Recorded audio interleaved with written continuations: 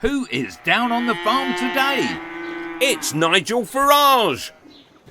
This government has a big parliamentary majority, but 7 months in, how well's it going?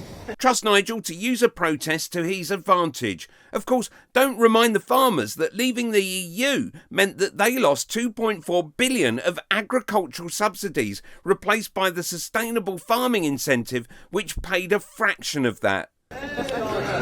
They are doing very, very badly indeed, and they're scared out of their lives.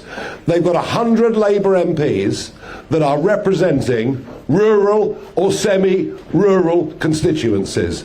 And from what I can see, Joe Public is getting behind the concept that the family farm should not be driven out of existence.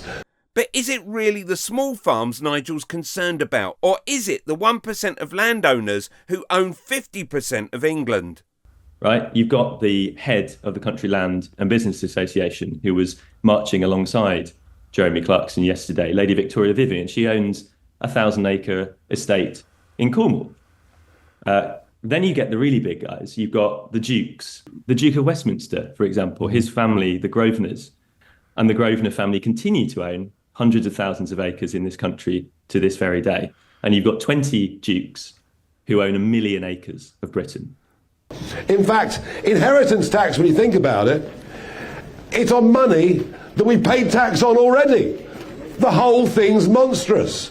Another call for the wealthy not to pay their tax. The aristocracy are past masters at avoiding tax. You know, we invented trust law in this country. Some of the aristocracy were some of the first pioneers of using offshore structures, offshore companies and trusts in the 1970s to try and avoid what were then more progressive rates of taxation than we have today. So this is a long history of the very the landed wealthy trying to avoid paying their fair share of tax. And speaking of the Country Land and Business Association, its members own 1/3 of all the land in England and Wales. Click here for the first law of stupid people.